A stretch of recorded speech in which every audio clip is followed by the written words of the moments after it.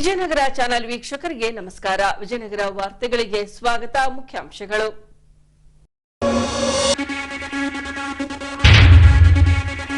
ಹೊಸಪೇಟೆ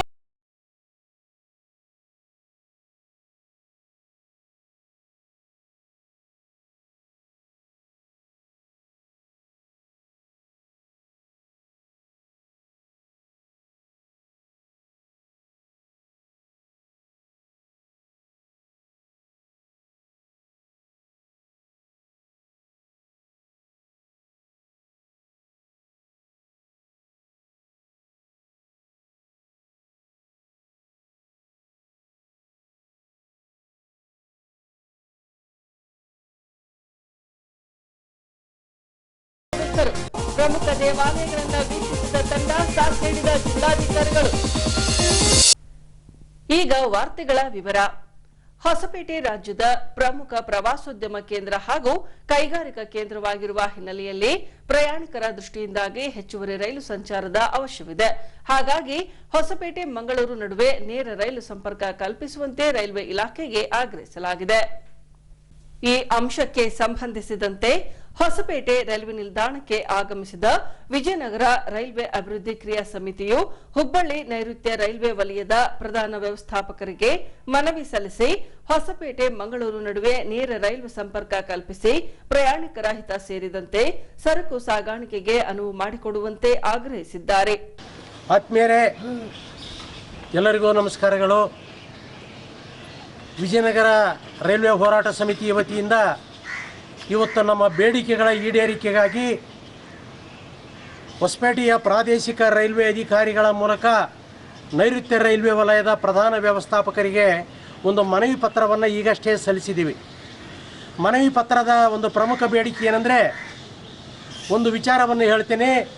ನಮ್ಮ ದೇಶದ ಪ್ರಧಾನಮಂತ್ರಿ ಕೆಲ ದಿನಗಳ ಹಿಂದೆ ಒಂದು ಪ್ರವಾಸೋದ್ಯಮ ಸಮಾರಂಭದಲ್ಲಿ ಮಾತಾಡ್ತಾ ಮುಂದೆ 2030ರೊಳಗಾಗಿ ನಾವು ಪ್ರವಾಸೋದ್ಯಮದಿಂದ 20 ಲಕ್ಷ ಕೋಟಿ ರೂಪಾಯಿ ಒಂದು ದೇಶಕ್ಕೆ ಒಂದು ಆದಾಯ ಸಂಗ್ರಹಿಸಬಹುದು, ಜೊತೆಗೆ 14 ಕೋಟಿ ಜನರಿಗೆ ಉದ್ಯೋಗ ಕೊಡಲಿಕ್ಕೆ ಸಾಧ್ಯ ಐತಿ ಎನ್ನುವಂಥ ಮಾತನ್ನು ನರೇಂದ್ರ ಮೋದಿಯವರು ಹೇಳಿದ್ದಾರೆ. ಅಂದರೆ ಪ್ರವಾಸೋದ್ಯಮದ ಬೆಳವಣಿಗೆಯಿಂದ ಉದ್ಯೋಗ ಸೃಷ್ಟಿಯಾಗುತ್ತೆ, ದೇಶಕ್ಕೆ ಒಂದು ಆರ್ಥಿಕ ಆದಾಯ ಆಗುತ್ತೆ. ಈ ನಿಟ್ಟಿನಲ್ಲಿ ಪ್ರಧಾನಮಂತ್ರಿಯವರ ಒಂದು ಯೋಚನೆ ಏನಿದೆ, ಆ ದೂರದೃಷ್ಟಿಯ ವಿಚಾರ ಏನಿದೆ, ಅದನ್ನು ನನಸಾಗಿಸುವ ನಿಟ್ಟಿನಲ್ಲಿ ಒಂದು ಪ್ರವಾಸೋದ್ಯಮ ಸ್ಥಳವಾದಂಥ ಹಂಪಿಯಿಂದ ರಾಜ್ಯದ ಇತರ ಪ್ರಮುಖ ಪ್ರವಾಸಿ ತಾಣಗಳಿಗೆ ಒಂದು ರೈಲ್ವೆ ಸಂಪರ್ಕ ಮಾಡಬೇಕೆನ್ನುವಂಥ ಒಂದು ಬೇಡಿಕೆ ಇವತ್ತು ನಾವು ಇಟ್ಟಿದ್ದೀವಿ. ಪ್ರಮುಖವಾಗಿ ಕಲ್ಯಾಣ ಕರ್ನಾಟಕದ ಹೆಬ್ಬಾಗಿಲಾದಂಥ ಹೊಸಪೇಟೆಯಿಂದ, ಹೊಸಪೇಟೆ ಅಂದರೆ ಹಂಪಿ, ಹೊಸಪೇಟೆಯಿಂದ ಮಂಗಳೂರಿಗೆ ಒಂದು ರೈಲ್ವೆ ಸಂಪರ್ಕ ಮಾಡಬೇಕು ಕೊಟ್ಟೂರಿನ ಮಾರ್ಗವಾಗಿ. ಈ ರೈಲ್ವೆ ಸಂಪರ್ಕ ಮಾಡೋದ್ರಿಂದ ಏನಾಗುತ್ತಂದರೆ ಹೊಸಪೇಟೆ, ಕೊಟ್ಟೂರು, ದಾವಣಗೆರೆ, ಅರಸೀಕೆರೆ, ಹಾಸನ, ಸಕಲೇಶ್ಪುರ, ಉಡುಪಿ ಮತ್ತು ಮಂಗಳೂರು ಈ ಮಾರ್ಗದ ಮೂಲಕ ರೈಲ್ವೆ ಸಂಪರ್ಕ ಮಾಡಬೇಕು. ಇದರಿಂದ ಏನಾಗುತ್ತಂದರೆ ಹೊಸಪೇಟೆಯಿಂದ ನೇರವಾಗಿ ಹಾಸನಕ್ಕೆ ರೈಲ್ವೆ ಸಂಪರ್ಕ ಸಿಗುತ್ತೆ. ಹಾಸನಕ್ಕೆ ಹೋದರೆ ಅಲ್ಲಿದ್ದ ಶ್ರವಣಬೆಳಗೊಳಕ್ಕೆ ಹೋಗ್ಬೋದು. ಒಂದು ವಿಚಾರವನ್ನು ಹೇಳ್ತೀನಿ. ಈಗ ನಾವು ಹಾಸನದ ಮೂಲಕ ಮೈಸೂರಿಗೆ ಹೋದರೆ ಈ ಹಂಪಿ ಎಕ್ಸ್ಪ್ರೆಸ್ನಲ್ಲಿ ಹೋಗೋದಕ್ಕಿಂತ 80 ಕಿಲೋಮೀಟ್ರ್ ಕಮ್ಮಿ ಆಗುತ್ತೆ. ವಾಯಾ ಅರಸೀಕೆರೆ, ಹಾಸನ ಮತ್ತು ಮೈಸೂರು ಭಾಳ ಸಮೀಪ ಆಗುತ್ತೆ. ಅದರ ಜೊತೆಗೆ ಮುಂದೆ ಹೋದರೆ ಬೇಲೂರು ಮತ್ತು ಹಳೇಬೀಡು ಕೂಡ ವಿಶ್ವ ಪಾರಂಪರಿಕ ತಾಣಗಳು ಅಂತಂದೇಳಿ ಕೇಂದ್ರ ಸರ್ಕಾರ ಮೊನ್ನೆ ಘೋಷಣೆ ಮಾಡಿದೆ. ಅಂದರೆ ಹಂಪಿಯಿಂದ ಮತ್ತೊಂದು ವಿಶ್ವ ಪಾರಂಪರಿಕ ಒಂದು ತಾಣಕ್ಕೆ ಕೂಡ ಒಂದು ಸಂಪರ್ಕ ಸಿಗುತ್ತೆ. ಅದಾದ ಮೇಲೆ ಅಲ್ಲಿ ಕುಕ್ಕೆ ಸುಬ್ರಹ್ಮಣ್ಯ ಮತ್ತು ಧರ್ಮಸ್ಥಳ ಬರ್ತಾವೆ ಮುಂದೆ. ಆ ಕುಕ್ಕೆ ಸುಬ್ರಹ್ಮಣ್ಯ ರೈಲ್ವೆ ಸ್ಟೇಷನ್ ಇದೆ. ಹೊಸಪೇಟೆ, ವಿಜಯನಗರ, ಬಳ್ಳಾರಿ, ಕೊಪ್ಪಳ ಜಿಲ್ಲೆಗಳಿಂದ ಪ್ರತಿನಿತ್ಯ ಸಾವಿರಾರು ಜನ ಕುಕ್ಕೆ ಸುಬ್ರಹ್ಮಣ್ಯ ಮತ್ತು ಧರ್ಮಸ್ಥಳಕ್ಕೆ ಹೋಗ್ತಾರೆ. ನೇರವಾಗಿ ರೈಲ್ವೆ ಸಂಪರ್ಕ ಆಗೋದ್ರಿಂದ ಅತ್ಯಂತ ಒಂದು ಕಡಿಮೆ ದರದಲ್ಲಿ ಆ ಒಂದು ಧಾರ್ಮಿಕ ಕ್ಷೇತ್ರಗಳಿಗೆ ಹೋಗಿ ಬರಲಿಕ್ಕೆ ಅನುಕೂಲ ಆಗುತ್ತೆ. ಮುಂದೆ ಉಡುಪಿ ಬರುತ್ತೆ, ಅಲ್ಲಿ ಶ್ರೀಕೃಷ್ಣನ ದೇವಾಲಯ ಇದೆ. ಅದಾದ ಮೇಲೆ ಕೊನೆಗೆ ಮಂಗಳೂರು, ಕರಾವಳಿಯ ಒಂದು ಬಂದರು ನಗರ ಆದಂಥ ಮಂಗಳೂರು, ಅದು ಒಂದು ಎಜುಕೇಷನ್ ಸೆಂಟರ್. ಬಳ್ಳಾರಿ, ವಿಜಯನಗರ, ಕೊಪ್ಪಳ ಜಿಲ್ಲೆಗಳಿಂದ ಸಾವಿರಾರು ವಿದ್ಯಾರ್ಥಿಗಳು ಮಂಗಳೂರು ಮತ್ತು ದಕ್ಷಿಣ ಕನ್ನಡದ ಭಾಗದಲ್ಲಿ ಅಧ್ಯಯನ ಮಾಡ್ತಾ ಇದ್ದಾರೆ. ಒಂದು ಶೈಕ್ಷಣಿಕ ಕೇಂದ್ರ ಅದು ಮಂಗಳೂರು, ಒಂದು ವೈದ್ಯಕೀಯ ಕೇಂದ್ರ, ದೊಡ್ಡ ದೊಡ್ಡ ಆಸ್ಪತ್ರೆಗಳಿದ್ದಾವೆ, ಮಣಿಪಾಲ ಆಸ್ಪತ್ರೆ ಇದೆ. ಆದುದರಿಂದ ಇವತ್ತು ನಾವು ಈ ಒಂದು ಪ್ರಾದೇಶಿಕ ಅಧಿಕಾರಿಗಳ ಮೂಲಕ ನಮ್ಮ ಬೇಡಿಕೆ ಏನಿದೆ ಒಂದು ನ್ಯಾಯೋಚಿತವಾಗಿದೆ. ಇದು ಪ್ರಧಾನಮಂತ್ರಿಗಳ ಕನಸು ಕೂಡ ಹೌದು. ಪ್ರವಾಸಿ ತಾಣಗಳ ನಡುವೆ ಸಂಪರ್ಕ ಕಲಿಸಬೇಕೆನ್ನುವಂಥ ಪ್ರಧಾನಮಂತ್ರಿಗಳ ಒಂದು ಯೋಚನೆ ಕೂಡ ಹೌದು, ಅದು ದೂರದೃಷ್ಟಿ ಹೌದು. ಆದುದರಿಂದ ಹೊಸಪೇಟೆ ಮತ್ತು ಮಂಗಳೂರು ನಡುವೆ ಕೊಟ್ಟೂರು ದಾವಣಗೆರೆ ಮಾರ್ಗವಾಗಿ ಒಂದು ನೇರವಾದಂಥ ಒಂದು ರೈಲ್ವೆ ಸಂಪರ್ಕ ಕಲ್ಪಿಸಬೇಕು ಎನ್ನುವಂಥ ಒಂದು ಬೇಡಿಕೆಯನ್ನು ಇವತ್ತು ನಾವು ಪ್ರಾದೇಶಿಕ ಅಧಿಕಾರಿಗಳ ಮೂಲಕ ಪ್ರಧಾನ ವ್ಯವಸ್ಥಾಪಕರಿಗೆ ಸಲ್ಲಿಸ್ತೀವಿ. ಬರೆಯಲ್ಲಿ ಮನವಿ ಪತ್ರ ಕೊಟ್ಟು ನಾವು ಸುಮ್ಮನೆ ಆಗೋದಿಲ್ಲ. ಈ ಭಾಗದ ಎಂಪಿಗಳು ಮತ್ತು ನೇರವಾಗಿ ನಾವು ಪ್ರಧಾನ ವ್ಯವಸ್ಥಾಪಕರನ್ನ ಕಂಡು ನಮ್ಮ ಬೇಡಿಕೆಯನ್ನು ಅವರ ಮುಂದೆ ಇಡ್ತೀವಿ. ಮುಂಬರುವ ವರ್ಷದೊಳಗಾಗಿ ಈ ರೈಲು ಆಗಲೇಬೇಕು, ಅಲ್ಲಿ ತನಕ ನಾವು ಸುಮ್ಮನಿರೋದಿಲ್ಲ ಎನ್ನುವಂಥ ಮಾತನ್ನು ಕೂಡ ಇವತ್ತು ಈ ಸಂದರ್ಭದಲ್ಲಿ ಹೇಳಿ ನನ್ನ ಮಾತುಗಳಿಗೆ. ಅದೇ ರೀತಿ ಸ್ಥಗಿತಗೊಂಡಿರುವ ಬೆಳಗಾವಿ ಹೈದರಾಬಾದ್ ನಡುವಿನ ರೈಲನ್ನ ಪುನರ್ ಪ್ರಾರಂಭಿಸಬೇಕೆಂದು ಆಗ್ರಹಿಸಿದ್ದಾರೆ. ಎಲ್ಲರಿಗೂ ನಮಸ್ಕಾರ. ಈ ಬೆಳಗಾವಿ ಹೈದರಾಬಾದ್ ಟ್ರೈನ್ 3 ತಿಂಗಳಾಯಿತು ಕ್ಯಾನ್ಸಲ್ ಮಾಡಿರಿ. ಈ ನಮ್ಮ ಈ ಕೊಪ್ಪಳ, ವಿಜಯನಗರ ಡಿಸ್ಟ್ರಿಕ್ಟ್, ಬಳ್ಳಾರಿ ಡಿಸ್ಟ್ರಿಕ್ಟ್ ಈ ಜನರಿಗೆಲ್ಲ ಪುಣ್ಯಕ್ಷೇತ್ರ ಮಂತ್ರಾಲಯಕ್ಕೆ ಹೋಗೋಕೆ ಅನುಕೂಲನೇ ಇಲ್ಲ. ಇದ್ದಿದ್ದು ರೈಲನ್ನ ಕ್ಯಾನ್ಸಲ್ ಮಾಡಿರಿ, ಭಾಳ ಕಷ್ಟ ಆಗ್ತಾಯಿದೆ. ಅದಕ್ಕೆ ಅಧಿಕಾರಿಗಳಿಗೆ ಮನವಿ ಮಾಡಿದ್ದೀವಿ, ಇಮ್ಮಿಡಿಯೇಟ್ಲಿ ಅದನ್ನು ರೀಸ್ಟಾರ್ಟ್ ಮಾಡಿರಿ ಅಂತ ಮನವಿ ಕೊಟ್ಟಿದ್ದೀವಿ. ದಯವಿಟ್ಟು ಸ್ಟೆಪ್ಸ್ ತಗೊಳ್ರಿ ಸರ್. ಅದೇ ರೀತಿ ರೈಲಿನ ಬೋಗಿಗಳಲ್ಲಿ ಸ್ವಚ್ಛತೆ ಕಾಪಾಡುವಂತೆ ಆಗ್ರಹಿಸಿದ್ದಾರೆ. ಇನ್ನು ಮನವಿಯನ್ನ ಮೇಲಧಿಕಾರಿಗಳಿಗೆ ತಲುಪಿಸಿ ವಾಸ್ತವ ಸ್ಥಿತಿಗಳ ಕುರಿತು ಮಾಹಿತಿ ನೀಡಿ ಮನವಿಗೆ ಸ್ಪಂದಿಸಲಾಗುವುದೆಂದು ರೈಲ್ವೆ ಅಧಿಕಾರಿಗಳು ಈ ವೇಳೆ ಭರವಸೆ ನೀಡಿದ್ದಾರೆ. ನಮಸ್ಕಾರ. ಇವತ್ತು ನಮ್ಮದು ವಿಜಯನಗರ ರೈಲ್ವೆ ಡೆವಲಪ್ಮೆಂಟ್ ಆಕ್ಷನ್ ಕಮಿಟಿ ಎಲ್ಲರೂ ಬಂದಿದ್ದಾರೆ, ಮೆಮೊರೆಂಡಮ್ ಕೊಟ್ಟಿದ್ದಾರೆ. Railway always trying to maintain the punctuality and it is good suggestions. Whatever suggestions they have given, I will follow up to GM level, and definitely whatever problems is at this place, it will solve. Thank you. Maximum revenue we are contributing, sir. At least entrance ಅಲ್ಲಿ ಏನು every day ನಾವು ಹೇಳಿದ್ರೆ ಮಾತ್ರ ಮಾಡ್ತಾರೆ. ಗತ ಶಕ್ತಿ ಇದೆ, prime minister development is under construction. So within short of time all renovation work will be completed and this station will be beautiful station. People will be happy that this station has totally developed. Gadak and Hospet both our station only. What development is going on there, here also it is going on. And it is under Amrit Mahotsav, the work is going on, and shortly when the work is complete, you see this station will be different. ಬಳ್ಳಾರಿಯಿಂದ return ಬರಬೇಕಾದ್ರೆ ಏನೋ ಭಾಳ late ಆಗ್ತಿದೆ sir.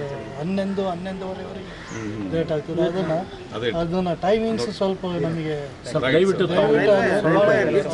ಆಗೋ bridge ಭಾಳ delay ಆಗ್ತಿಲ್ಲ. ಮತ್ತೆ ಈ ಶೇಂಗಾ ತಿಂದು ಅಲ್ಲಿ ಪ್ಯಾಸೆಂಜರ್ಸ್ ಫಸ್ಟ್ ತಿಳ್ಕೊಂಡಿಲ್ಲ. ಫಸ್ಟ್ ಆಫ್ ಆಲ್ ಪ್ಯಾಸೆಂಜರ್ ಕಿಟಕಿ ಎಲ್ಲ ಹಾಕೋ ಬದಲು ಇದು ರೈಲ್ವೆ ಕೂಡ ಸ್ವಲ್ಪ ಫಾಲೋ ಮಾಡಿದ್ರೆ, ಅವೇರ್ನೆಸ್ ಮಾಡಿದ್ರೆ ಸ್ವಲ್ಪ ಕ್ಲೀನ್ ಇರುತ್ತೆ ಅಂತ. ಬ್ರಿಡ್ಜ್ ಆಕಾಶ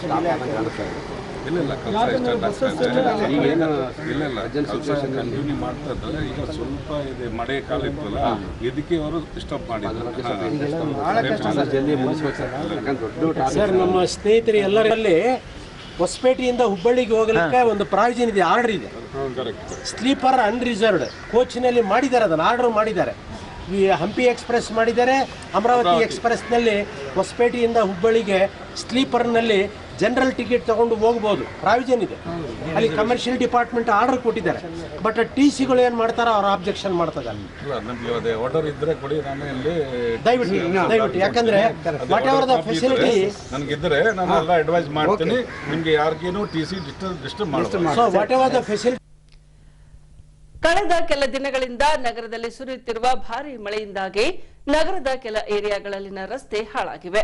ಅದೇ ರೀತಿ ಕುಡಿಯುವ ನೀರಿನ ಸರಬರಾಜು, ಒಳಚರಂಡಿ ವ್ಯವಸ್ಥೆ ಹಾಗೂ ಮೂಲ ಸೌಕರ್ಯಗಳ ಕುರಿತು ಮಾಹಿತಿ ಪಡೆಯುವ ಹಿನ್ನೆಲೆಯಲ್ಲಿ ಶಾಸಕ HR ಗವಿಯಪ್ಪನವರು ನಗರಸಭಾ ಅಧಿಕಾರಿಗಳೊಂದಿಗೆ ವಿವಿಧ ಏರಿಯಾಗಳಲ್ಲಿ ಸಂಚರಿಸಿ ಸಾರ್ವಜನಿಕರಿಂದ ಮೂಲ ಸೌಕರ್ಯಗಳ ಕುರಿತು ಮಾಹಿತಿ ಪಡೆದರು.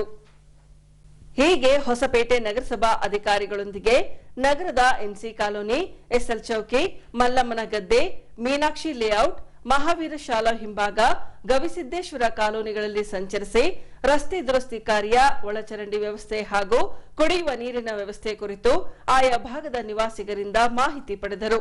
ಅದೇ ರೀತಿ ಸ್ವಚ್ಛತೆ ಕಾಪಾಡಿಕೊಳ್ಳುವಂತೆ ಸೂಚಿಸಿದರು.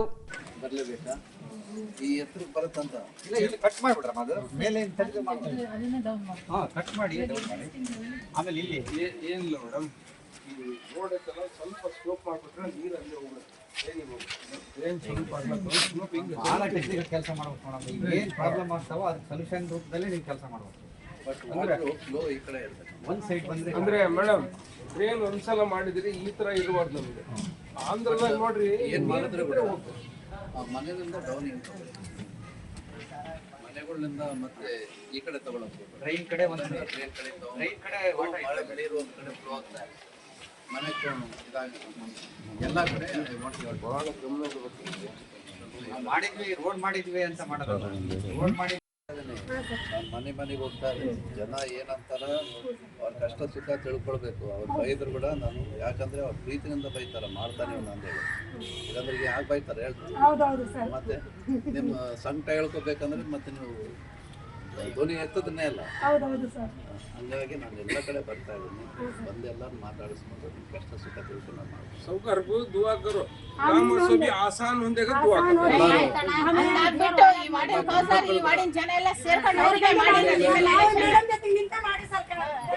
नहीं करेगा 15 ವರ್ಷದೊಳಗಿನ ಮಕ್ಕಳು ಬಾಲ್ಯ ವಿವಾಹಕ್ಕೆ ಸಿಲುಕೋದು ಕಂಡುಬಂದಿದೆ. ಈ ಅಂಶವನ್ನ ಮನಗಂಡ ಸುಪ್ರೀಂ ಕೋರ್ಟ್, ತಾಲೂಕು ಕಾನೂನು ಸೇವಾ ಸಮಿತಿ ಹಾಗೂ ವಿವಿಧ ಇಲಾಖೆಗಳ ಸಹಯೋಗದಲ್ಲಿ ಪ್ರೌಢಶಾಲೆ ಹಾಗೂ ಕಾಲೇಜುಗಳಲ್ಲಿ ಕಾನೂನು ಅರಿವು ನೆರವು ಕಾರ್ಯಕ್ರಮವನ್ನು ನಡೆಸಿ ಬಾಲ್ಯ ವಿವಾಹ ನಿಷೇಧ ಕಾಯ್ದೆ ಹಾಗೂ ಶಿಕ್ಷೆಯ ಕುರಿತಾಗಿ ಜಾಗೃತಿ ಮೂಡಿಸುತ್ತಿದ್ದಾರೆ.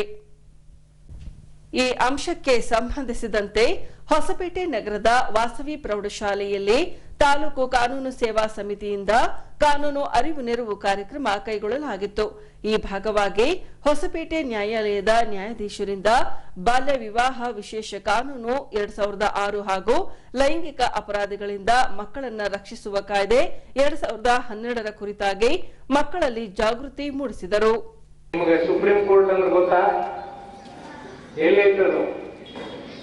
ಡೆಲ್ಲಿಯಲ್ಲಿ ಸುಪ್ರೀಂ ಕೋರ್ಟ್ ಐತಿ. ಅದೇ ರೀತಿ ನಮ್ಮಲ್ಲಿ ಹೈಕೋರ್ಟ್ ಎಲ್ಲೈತಿ ಗೊತ್ತಾ? ಎಲ್ಲೈತೆ? ಬೆಂಗಳೂರಲ್ಲಿ ಮುಖ್ಯ ಒಂದು ಬೆಂಚ್ ಅಲ್ಲಿದೆ, ಮತ್ತೆ ಇನ್ನೆರಡು ಬೆಂಚ್ಗಳು ಧಾರವಾಡದಲ್ಲಿ ಒಂದು, ಕಲಬುರಗಿಯಲ್ಲಿ ಒಂದು, 2 ಬೆಂಚ್ಗಳು ಅದಾವ. ನಮ್ಮ ಉಚ್ಚ ನ್ಯಾಯಾಲಯದ ನಿರ್ದೇಶನದ ಪ್ರಕಾರ ಪ್ರತಿಯೊಂದು ಪ್ರೌಢಶಾಲೆ ಮತ್ತು ಕಾಲೇಜುಗಳಲ್ಲಿ ಬಾಲ್ಯ ವಿವಾಹ ನಿಷೇಧ ಕಾಯ್ದೆ ಮತ್ತು ಪೋಕ್ಸೋ ಕಾಯ್ದೆ ಇವೆರಡರ ಬಗ್ಗೆ ಮಕ್ಕಳಿಗೆ ಜಾಗೃತಿಯನ್ನು ಮೂಡಿಸ್ರಿ ಅಂತ ಹೇಳಿ ನಿರ್ದೇಶನ ಇರೋದ್ರಿಂದ ಆ ಒಂದು ನಿರ್ದೇಶನದ ಉದ್ದೇಶವನ್ನು ಈಡೇರಿಸಲಿಕ್ಕೆ ನಾವು ಈ ಒಂದು ಕಾರ್ಯಕ್ರಮವನ್ನು ಸತತ 4-5 ದಿನಗಳಿಂದ ಬೇರೆ ಬೇರೆ ಸ್ಕೂಲ್ಗಳು ಮತ್ತು ಕಾಲೇಜುಗಳಲ್ಲಿ ಮಾಡ್ತಾ ಬಂದಿದ್ದೀವಿ. ಇದರಲ್ಲಿ ನಿಮ್ಮ ಶಾಲೆಯೂ ಒಂದು. ನೀವೀಗ ಬಾಲ್ಯ ವಿವಾಹ ಅಂದ್ರೆ ಏನು, ಪೋಕ್ಸೋ ಕಾಯ್ದೆ ಅಂತಂದ್ರೆ ಅದರಲ್ಲಿ ಯಾವ್ಯಾವ ಅಪರಾಧಗಳು ಬರ್ತಾವ, ಅವು ನಿಮಗೆ ಕಂಡು ಬಂದಾಗ ಆ ಎರಡೂ ಏನದವಲ್ಲ ಸಾಮಾಜಿಕ ಪಿಡುಗುಗಳು ಅಂತ ಹೇಳ್ತೀವಿ ನಾವು, ಸೋಷಿಯಲ್ ಈವಿಲ್ಸ್, ಅವು ನಿಮಗೆ ಕಂಡು ಬಂದಾಗ ಏನೆಲ್ಲ ಮಾಡಬಹುದು ನಿಮ್ಮ ಕಡೆಯಿಂದ ಅನ್ನೋದ್ರ ಬಗ್ಗೆ ನಿಮಗೆ ಮಾಹಿತಿಯನ್ನು ಕೊಡಲಿಕ್ಕೆ ಈ ಕಾರ್ಯಕ್ರಮವನ್ನು ಮಾಡ್ತಾ ಇರೋದು. ಪ್ರಜೆಗಳು ನಾಳೆದಲ್ಲ, ಅದು ಹೋಯ್ತು. ಇಂದಿನ ಮಕ್ಕಳು, ಇಂದಿನ ಪ್ರಜೆಗಳು. ಯಾರು ಇಲ್ಲಿ ನಾವು ನಾಳೆ ಪ್ರಜೆ ಆಗೋ ತನಕ ಏನು ಮಾಡೋದು ಬೇಡ ಅಂತ ಕೂಡಬಾರ್ದು. ನಾನು ಇವತ್ತಿಂದನೇ ಪ್ರಜೆ. ನಾನು ನನ್ನ ಈಗಾಗಲೇ ಓದಿ ತಗೊಂಡ್ರಲ್ಲ, ಪ್ರತಿದಿನ ತಗೊಳ್ತಿರಲ್ಲ ನೀವು ಎಲ್ಲರೂ, ಪ್ರತಿಜ್ಞೆ ತಗೊಂಡ್ರಲ್ಲ, ಆಗಲೇ ಪ್ರತಿದಿನ ತಗೊಳ್ತಿರಲ್ಲ. ಅದ್ರೊಳಗೆಲ್ಲ ನೀವು ಹೇಳಿದ್ರಲ್ಲ, ಎಲ್ಲ ಸುಮ್ಮನೆ ಹೇಳಿದ್ರು ಅದನ್ನ ಅರ್ಥ ಮಾಡ್ಕೊಂಡಿರೋ. ನಮ್ಮೆಲ್ಲರ ರೆಸ್ಪಾನ್ಸಿಬಿಲಿಟಿ ಒಳ್ಳೆಯ ಸಮಾಜವನ್ನು ಕಟ್ಟೋದು. ಅದನ್ನ ಕಟ್ಟಲಿಕ್ಕೆ ತಮ್ಮ ಮೇಲಿರುವಂತಹ ಹೊಣೆಗಾರಿಕೆಯನ್ನ ತಾವೆಲ್ಲರೂ ಸಂಪೂರ್ಣವಾಗಿ ನಿಭಾಯಿಸಬೇಕು. ಅದಕ್ಕೆ ನಿಮಗೆ ಇಂದಿನ ಪ್ರಜೆಗಳು ಅಂತ ಹೇಳೋದು. ಈಗ ಮುಂದಿನ ಕಾರ್ಯಕ್ರಮವನ್ನ ಸಂಪನ್ಮೂಲ ವ್ಯಕ್ತಿಗಳು ಮತ್ತು ಎಲ್ಲ ಅಧಿಕಾರಿಗಳು ತಮ್ಮ ಮಾತುಗಳ ಮೂಲಕ ನಿಮ್ಮಲ್ಲಿ ಈ ಕಾರ್ಯಕ್ರಮದ ಸಂಪೂರ್ಣ ಮಾಹಿತಿಯನ್ನು ನೀಡುತ್ತಾರೆ. ನಾವಿಲ್ಲಿಗೆ ಬಾಲ್ಯ ವಿವಾಹ ನಿಷೇಧ ಮತ್ತು ಲೈಂಗಿಕ ಅಪರಾಧಗಳಿಂದ ಮಕ್ಕಳನ್ನು ರಕ್ಷಿಸುವ ಕುರಿತು ಕಾರ್ಯಕ್ರಮ ಹಮ್ಮಿಕೊಂಡಿದ್ದೀವಿ. ಈ ವಿಚಾರನ ಈಗ ನಿಮಗೆ ಯಾಕೆ ತಿಳಿಸಬೇಕಂತ ಬಂದಿದ್ದೀವಿ. ಈಗೆಲ್ಲ ನೀವು ಪ್ರೌಢಶಾಲೆಯಲ್ಲಿದ್ದೀರಾ. ಈಗ ಇದರ ಅವಶ್ಯಕತೆ ಯಾರಿಗೆ ತುಂಬ ಇದೆ, ನಿಮಗೆ ತುಂಬ ಇರೋದು. ಈ ಬಾಲ್ಯ ವಿವಾಹ ಯಾರಿಗಾಗುತ್ತೆ? ಆಲ್ಮೋಸ್ಟ್ 8, 9, 10 PUC ಬಾಲ್ಯ ವಿವಾಹಗಳು ತುಂಬಾ ಮಾಡ್ತಾವೆ ಈ ಕಡೆ. ಮತ್ತೆ ಈ ಬಾಲ್ಯ ವಿವಾಹ ಈ ಮೊದಲೇ ಎಷ್ಟು ವರ್ಷ ಆದ್ಮೇಲೆ ಆಗ್ಬೇಕು? ಹೆಣ್ಣು ಮಕ್ಕಳಿಗಾದ್ರೆ 18 ವರ್ಷ ತುಂಬಿರ್ಬೇಕು, ಗಂಡು ಮಕ್ಕಳಿಗಾದ್ರೆ 21 ವರ್ಷ ತುಂಬಿರ್ಬೇಕು. ಅದ್ರ ಒಳಗಡೆ ವಿವಾಹ ಆದ್ರೆ ಬಾಲ್ಯ ವಿವಾಹ ಅಂತಾರೆ. ಅದ್ರ ಬಗ್ಗೆ ನಮ್ಮ ಮೇಡಮ್ ಅವರು ಬಂದಿದ್ದಾರೆ. ಬಾಲ್ಯ ವಿವಾಹ ಕಾಯ್ದೆ ಬಗ್ಗೆ ಕೂಲಂಕುಷವಾಗಿ ನಿಮ್ಗೆ ತಿಳಿಸ್ಕೊಡ್ತಾರೆ. ನಾನು ಏನ್ ಹೇಳ್ತೀನಿ ತಿಳಿಸ್ಬೇಕಂದ್ರೆ, ಈಗ ನೀವು ಈಗೇನು ಅವ್ರು ಹೇಳ್ತಾರಲ್ಲ ಈ ಬಾಲ್ಯ ವಿವಾಹದ ಬಗ್ಗೆ ಮತ್ತು ಪೋಕ್ಸೋ ಕಾಯ್ದೆ ಬಗ್ಗೆ ಅವ್ರು ಹೇಳಿದ್ದನ್ನ ನೀವು ತಿಳ್ಕೊಂಡು ಹೋಗಿ ನಿಮ್ಮ ಅಕ್ಕಪಕ್ಕದವರಿಗೆ, ನಿಮ್ಮ ಸ್ನೇಹಿತರಿಗೆ ಮತ್ತು ನಿಮ್ಮ ಮನೆಗಳಲ್ಲಿ ಈ ಯಾವ್ದಾದ್ರು ಬಾಲ್ಯ ವಿವಾಹ ಆಗ್ತಾ ಇದ್ರೆ ಅದು ತಪ್ಪು ಅಂತೇಳಿ ನೀವು ತಿಳಿಸಿ ಹೇಳ್ಬೇಕು. ಈಗ ಯಾಕೆ ಈಗ ಮಕ್ಕಳಿಗೆ ಈಗ ಪ್ರತ್ಯೇಕವಾಗಿ ಹೈಸ್ಕೂಲ್ಗಳಲ್ಲೇ ನಾವು ಈ ಕಾರ್ಯಕ್ರಮ ಯಾಕೆ ಹಮ್ಮಿಕೊಳ್ತಾ ಇದೀವಿ ಅಂದ್ರೆ, ಈಗ ಮಕ್ಕಳೆಲ್ಲ ಸ್ವಲ್ಪ ಬೆಳೆದಿರ್ತಾರೆ. ಈಗ ಮನೆಗಳಲ್ಲಿ ಎಜುಕೇಶನ್ ಅಂದ್ರೆ ಈಗ ನಿಮಗೆ ಗೊತ್ತಾದ್ರೆ ಸಾಕು. ಈಗ ಒಂದು ಹಳ್ಳಿಯಲ್ಲಿ ಒಂದು ಮಗುಗೆ ಒಂದು ಶಾಲಾ ಹುಡುಗನಿಗಾಗ್ಲಿ ಹುಡುಗಿಗಾಗ್ಲಿ ಗೊತ್ತಾದ್ರೆ ಅದೆಲ್ಲರಿಗೂ ಅವ್ರು ತಿಳಿಸಿ ಹೇಳ್ತಾರೆ. ಆ ಉದ್ದೇಶದಿಂದ ನಿಮಗೆ ಗೊತ್ತಾಗಿರ್ತಾರೆ, ನೀವು ಬೇರೆಯವ್ರು ತಿಳಿಸ್ಬೇಕು. ಮತ್ತೆ ಈಗ ನಿಮ್ ಸ್ಕೂಲ್ ಬರ್ತಾ ಇರ್ತೀರ, ನಿಮ್ಗೆ ಯಾರು ತೊಂದರೆ ಕೊಟ್ರೆ ಅದನ್ನ ಯಾರಿಗೆ ಹೇಳ್ಬೇಕು?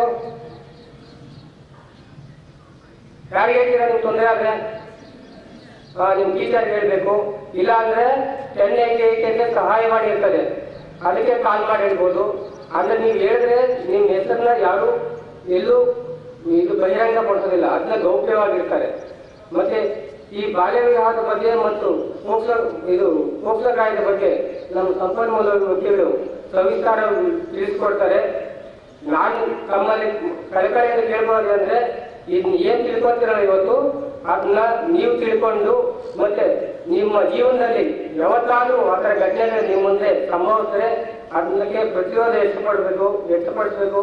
ಮತ್ತು ಅದೇ ರೀತಿ ಅದರ ಬಗ್ಗೆ ಸಂಬಂಧಪಟ್ಟ ಇಲಾಖೆಗೆ ತಿಳಿಸಿ ಅದರ ಬಗ್ಗೆ ಸೂಕ್ತ ಕ್ರಮ ಕೈಗೊಳ್ಳಬೇಕು ಅಂತ ಹೇಳಿ ತಮ್ಮ ಮಕ್ಕಳ ಎಲ್ಲಾ ಮಕ್ಕಳಲ್ಲಿ ಕಳಕಳಿಯಿಂದ ಕೇಳ್ಕೊಳ್ತಾ ಇದ್ದೀನಿ. ಮತ್ತೆ ಈ ದಿನ ಈಗ ಏನ್ ಬಂದಿದಾರಲ್ವಾ, ಈ ಸಂಪನ್ಮೂಲ ವ್ಯಕ್ತಿಗಳು ಏನ್ ಬಂದಿದಾರಲ್ಲ ಅವರು ನಿಮ್ಗೆ ಆ ಕಾಯ್ದೆಗಳ ಬಗ್ಗೆ ಸವಿಸ್ತಾರವಾಗಿ ತಿಳಿಸ್ಕೊಡ್ತಾರೆ. ಅವ್ರು ತಿಳಿಸ್ಕೊಡೋದ್ರಿಂದ ನಾನು ಆ ಕಾಯ್ದೆಗಳ ಬಗ್ಗೆ ಏನು ಮಾತಾಡ್ತಾ ಇಲ್ಲ. ಆ ಕಾರಣದಿಂದ ಅವ್ರು ಏನ್ ತಿಳಿಸ್ಕೊಡ್ತಾರೆ ಅದ್ರ ಗಮನವಿಟ್ಟು ಕೇಳ್ಕೊಂಡು ಎಲ್ಲರಿಗೂ ತಿಳಿಸ್ಕೊಡಿ ಅಂತ ಹೇಳ್ತಾ ಈ 2 ಮಾತನಾಡೋದಕ್ಕೆ ನನಗೆ ಅವಕಾಶ ಮಾಡಿಕೊಟ್ಟ ವೇದಿಕೆಗೆ ಮತ್ತು ನನ್ನ ಮಾತುಗಳನ್ನು ಶಾಂತವಾಗಿ ಕೇಳಿ ಎಲ್ಲ ಮಕ್ಕಳಿಗೆ ವಂದಿಸ್ತಾ ನನ್ನ 2 ಮಾತು ಮುಗಿಸ್ತಾ ಇದ್ದೀನಿ. ಜೈ ಹಿಂದ್, ಜೈ ಕರ್ನಾಟಕ. ಕರ್ನಾಟಕ ರಾಜ್ಯ ಮಸಣ ಕಾರ್ಮಿಕರ ಸಂಘಟನೆಯ ಹೋರಾಟದ ಫಲವಾಗಿ ಸರ್ಕಾರವು ಮಸಣ ಕಾರ್ಮಿಕರನ್ನ ಗುರುತಿಸಿ ಇವರಿಗೆ ಒಂದಿಷ್ಟು ಸೌಕರ್ಯಗಳನ್ನು ನೀಡಲು ನಿರ್ಧರಿಸಿದೆ. ಹೀಗೆ ಮಸಣ ಕಾರ್ಮಿಕರ ಗಣತಿ ನಡೆಸಿ ಪಟ್ಟಿ ಮಾಡುವ ಮೂಲಕ ಅವರಿಗೆ ಮಾಸಿಕ ಕನಿಷ್ಠ 3,000 ರೂಪಾಯಿ ಪಿಂಚಣಿ ನೀಡಬೇಕೆಂದು ಮಸಣ ಕಾರ್ಮಿಕರ ಸಂಘಟನೆ ಈ ವಿಷಯಕ್ಕೆ ಸಂಬಂಧಿಸಿದಂತೆ ಸುದ್ದಿಗೋಷ್ಠಿಯಲ್ಲಿ ಮಾತನಾಡಿದ ಮಸಣ ಕಾರ್ಮಿಕರ ಸಂಘಟನೆಯ ರಾಜ್ಯ ಮುಖಂಡ ಬಸವರಾಜರವರು, ನಮ್ಮ ಸಂಘಟನೆಯ ಹೋರಾಟದ ಫಲವಾಗಿ ಸರ್ಕಾರ ನಮ್ಮನ್ನ ಗುರುತಿಸಿ ಒಂದಿಷ್ಟು ಸೌಲಭ್ಯವನ್ನ ನೀಡಲು ಮುಂದಾಗಿದೆ. ಹಾಗೇನೆ ಮಸಣ ಕಾರ್ಮಿಕರ ಗಣತಿ ನಡೆಸಿ ಪಟ್ಟಿ ಮಾಡುವ ಮೂಲಕ 45 ವರ್ಷ ತುಂಬಿದ ಮಸಣ ಕಾರ್ಮಿಕರಿಗೆ ಕನಿಷ್ಠ 3,000 ಪಿಂಚಣಿ ನಿಗದಿ ಮಾಡಬೇಕು. ಕುಣಿ ತೋಡಿ ಮುಚ್ಚುವ ಕೆಲಸಕ್ಕೂ 3,000 ರೂಪಾಯಿ ಹಾಗೂ ಸುರಕ್ಷತಾ ಉಪಕರಣಗಳನ್ನು ನೀಡಬೇಕೆಂದು ಸರ್ಕಾರಕ್ಕೆ ಸುದ್ದಿಗೋಷ್ಠಿ ಮೂಲಕ ಆಗ್ರಹಿಸಿದ್ದಾರೆ. ಕರ್ನಾಟಕ ಸರ್ಕಾರ ನಮ್ಮ ಕರ್ನಾಟಕ ರಾಜ್ಯ ಬಸಣ ಕಾರ್ಮಿಕರ ಸಂಘಟನೆ ಕಳೆದ 8 ವರ್ಷಗಳಿಂದ ನಾವು ಸುದೀರ್ಘವಾಗಿ ರಾಜ್ಯದಾದ್ಯಂತ ಏನು ಹೋರಾಟವನ್ನು ನಡೆಸ್ತಾ ಇದ್ದೀವಿ. ಆ ಹೋರಾಟಕ್ಕೆ ಮನ್ನಣೆ ಕೊಟ್ಟು ಇವತ್ತು ರಾಜ್ಯ ಸರ್ಕಾರ ಮಸಣ ಕಾರ್ಮಿಕರನ್ನು ಗುರುತಿಸಿದೆ. ಮತ್ತು ಮಸಣ ಕಾರ್ಮಿಕರಿಗೆ, ಅವರ ಮಕ್ಕಳಿಗೆ ವಿಶೇಷ ಪ್ರವರ್ಗಗಳಡಿ ಅವರಿಗೆ ಮೀಸಲಾತಿಯನ್ನು ಕೂಡ, ಶಿಕ್ಷಣವನ್ನು ಪಡ್ಕೊಳ್ಳೋಕ್ಕೆ ಮೀಸಲಾತಿಯನ್ನು, ಆ ಮೀಸಲಾತಿ ಮೂಲಕ ನೇರವಾಗಿ ಪ್ರವೇಶ ಪಡ್ಕೊಳ್ಳೋಕ್ಕೆ ಅವಕಾಶ ಮಾಡಿಕೊಟ್ಟಿದೆ. ಅದೇ ರೀತಿಯಲ್ಲಿ ಈ ಗ್ರಾಮ ಪಂಚಾಯಿತಿಗಳಿಗೆ, ಜಿಲ್ಲಾ ತಾಲೂಕು ಪಂಚಾಯಿತಿಗಳಿಗೆ ಮಸಣ ಕಾರ್ಮಿಕರಿಗೆ ಇವತ್ತು ಅವರಿಗೆ ಏನು 5-6 ಯೋಜನೆಗಳಲ್ಲಿ ಸಹಾಯ ಮಾಡೋದಕ್ಕೆ ಅವಕಾಶ ಇದೆ, ಅವುಗಳನ್ನು ಮಾಡಿ ಅಂತೇಳಿ ಎಕ್ಸ್ಟೆಂಡ್ ಮಾಡಿದ್ದಾರೆ. ಅದು ಮಾತ್ರ ಅಲ್ಲ, ಮಸಣ ಕಾರ್ಮಿಕರು ಇದ್ದಾರಾ ಇಲ್ವಾ ಅಂತೇಳಿ ಎಲ್ಲ ನಗರಾಭಿವೃದ್ಧಿ ಇಲಾಖೆ ಮತ್ತು ಗ್ರಾಮೀಣಾಭಿವೃದ್ಧಿ ಇಲಾಖೆ ಕೂಡ ಮಾಹಿತಿಯನ್ನು ಪಡ್ಕೊಳ್ಳುವಂಥ ಒಂದು ಪ್ರಯತ್ನ ಮಾಡಿದ್ದಾರೆ. ಸೊ ಇದಕ್ಕೆ ನಾವು ರಾಜ್ಯ ಸರ್ಕಾರವನ್ನು ಅಭಿನಂದಿಸ್ತಾ ಇದ್ದೀವಿ.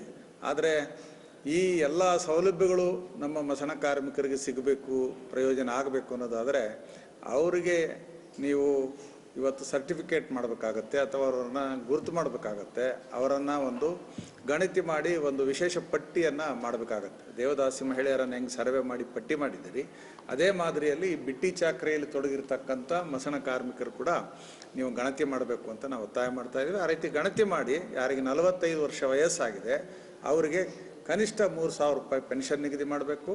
ಮತ್ತು ಕುಣಿ ಅಗದು ಕುಣಿ ಮುಚ್ಚಿದರೆ ಅದನ್ನು ಉದ್ಯೋಗ ಖಾತ್ರಿ ಯೋಜನೆಯಡಿ ಕೆಲಸ ಅಂತೇಳಿ ಪರಿಗಣಿಸಿ 3,000 ರೂಪಾಯಿ ಕೊಡಬೇಕು. ಮತ್ತು ಅವರಿಗೆ ಸುರಕ್ಷತಾ ಕ್ರಮಗಳು, ಅವರಿಗೆ ಬೇಕಾದಂಥ ಪರಿಕರಗಳನ್ನು ಕೂಡ ಒದಗಿಸ್ಕೊಡ್ಬೇಕು ಅಂತೇಳಿ ನಾವು ರಾಜ್ಯ ಸರ್ಕಾರವನ್ನು ಒತ್ತಾಯ ಮಾಡ್ತೇವೆ. ಮೇನಾಗಿ ರಾಜ್ಯ ಸರ್ಕಾರ ತಕ್ಷಣವೇ ಅವರಿಗೆ ಗಣತಿ ಮಾಡಬೇಕು. ಇದೆಲ್ಲ ಮಾಡಿದ್ರೆ ಭಾರಿ ದೊಡ್ಡ ಹೊರೆ ಏನು ರಾಜ್ಯ ಸರ್ಕಾರಕ್ಕಾಗಲ್ಲ. ರಾಜ್ಯದಾದ್ಯಂತ 2 ಲಕ್ಷ ಕುಟುಂಬಗಳು ಇದರಲ್ಲಿ ಇನ್ವಾಲ್ವ್ ಆಗಿದ್ದಾವೆ. ಸೊ ಅವರ ರಕ್ಷಣೆಗೆ ಮುಂದಾಗಬೇಕು ಅಂತ ನಾವು ಒತ್ತಾಯ ಮಾಡ್ತಾ ಇದ್ದೀವಿ. ಈಗ ಫೋಟೋ ಕ್ಲಿಕ್ ಸುದ್ದಿ. ಕೇಂದ್ರ ಸರ್ಕಾರದ 16ನೇ ಹಣಕಾಸು ಆಯೋಗದ ಅಧ್ಯಕ್ಷ ಅರವಿಂದ ಪನಗಾಡಿಯ ನೇತೃತ್ವದ ಆಯೋಗದ ಸದಸ್ಯರು ಹಂಪಿಗೆ ಭೇಟಿ ನೀಡಿದ್ದರು. ಇದಕ್ಕೂ ಮೊದಲು ತೋರಣಗಲ್ಲು ಜಿಂದಾಲ್ ವಿಮಾನ ನಿಲ್ದಾಣಕ್ಕೆ ಆಗಮಿಸಿದ ತಂಡವನ್ನ ಜಿಲ್ಲಾಧಿಕಾರಿ ಎಂಎಸ್ ದಿವಾಕರ್, ಎಸ್ಪಿ ಶ್ರೀ ಹರಿಬಾಬು, ಸಿಇಒರವರಿಂದ ಸ್ವಾಗತಿಸಿಕೊಳ್ಳಲಾಯಿತು. ಬಳಿಕ ವಿಶೇಷ ವಾಹನದೊಂದಿಗೆ ಹಂಪಿಗೆ ಆಗಮಿಸಿದ ಆಯೋಗದ ತಂಡವು ವಿಜಯನಗರ ಸಾಮ್ರಾಜ್ಯದ ಸ್ಮಾರಕಗಳನ್ನ, ದೇಗುಲಗಳನ್ನ ವೀಕ್ಷಿಸಿ ಪುಳಕಿತಗೊಂಡರು. ಈ ವೇಳೆ ಹಂಪಿ ಪ್ರವಾಸಿ ಮಾರ್ಗದರ್ಶಕರಿಂದ ಸ್ಮಾರಕಗಳ ಕುರಿತು ಪರಿಚಯಿಸಿಕೊಟ್ಟರು. ಈಗ ಪೊಲೀಸ್ ಪ್ರಕಟಣೆ. ಎಷ್ಟೇ ಹಳೆಯ ಬಂಗಾರವಿರ್ಲಿ, ಪಾಲಿಶ್ ಮಾಡಿದ ಮೇಲೆ ಹೊಸದೇ ರೀತಿಯಲ್ಲಿ ಕಾಣ್ತದೆ ತಾಯಿ, ನೋಡಿ.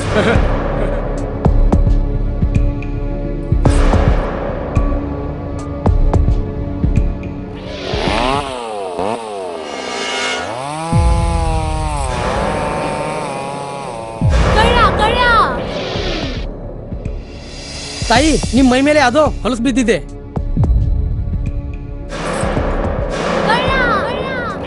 ಇಲ್ಲಿ ತಾಯಿ, ನಾನು ಪೊಲೀಸ್. ಅಲ್ಲಿ ಮುಂದೆ ದಾರಿಲಿ ದೊಡ್ಡ ಗಲಾಟೆ ಆಗಿದೆ, ಮತ್ ನೀವು ಇಷ್ಟೆಲ್ಲ ಒಡವೆ ಹಾಕೊಂಡು ತಿರುಗಾಡ್ತಾ ಇದ್ದೀರಾ. ಈ ಒಡವೆಗಳನ್ನ ಈ ವಸ್ತ್ರದಲ್ಲಿ ಕಟ್ಟಿ ಪರ್ಸ್ನಲ್ ಇಡಿ. ಹಾಕಿ ಪರ್ಸ್ನಲ್ ಇಡೋಣ. ಅಲ್ಲೇ ಮುಂದ್ಗಡೆ ಆಗಿದೆ. ಇದು ತಗೊಳ್ಳಿ ತಾಯಿ. ನಾನು ಬರ್ತೀನಿ. ಈ ಕಡೆಯಿಂದ ಹೋಗಿ.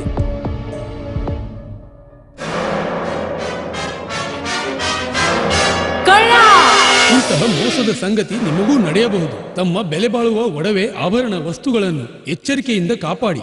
ಯಾವುದೇ ಮಾತುಗಳಿಗೆ ಮರುಳಾಗಬೇಡಿ. ಸಂಶಯಾಸ್ಪದ ರೀತಿಯಲ್ಲಿ ಯಾರಾದರೂ ಕಂಡು ಬಂದರೆ ಸಮೀಪದ ಪೊಲೀಸ್ ಠಾಣೆಯನ್ನು ಸಂಪರ್ಕಿಸಿರಿ. ಈಗ ಕೊನೆಯಲ್ಲಿ ಮತ್ತೊಮ್ಮೆ ವಾರ್ತೆಗಳ ಮುಖ್ಯಾಂಶಗಳು.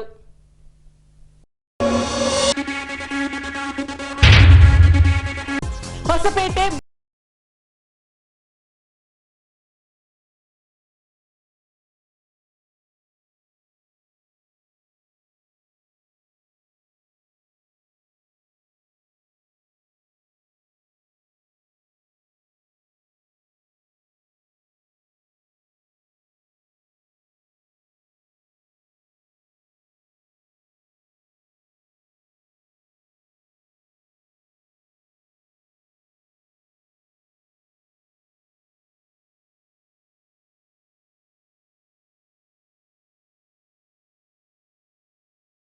ಪ್ರಮುಖ ದೇವಾಲಯಗಳನ್ನು ವೀಕ್ಷಿಸಿದ ತಂಡ ಸಾಥ್ ನೀಡಿದ ಜಿಲ್ಲಾಧಿಕಾರಿಗಳು. ಇಲ್ಲಿಗೆ ವಾರ್ತಾ ಪ್ರಸಾರ ಮುಕ್ತಾಯವಾಯಿತು. ವಂದನೆಗಳೊಂದಿಗೆ ನಯನ ಉಮೇಶ್.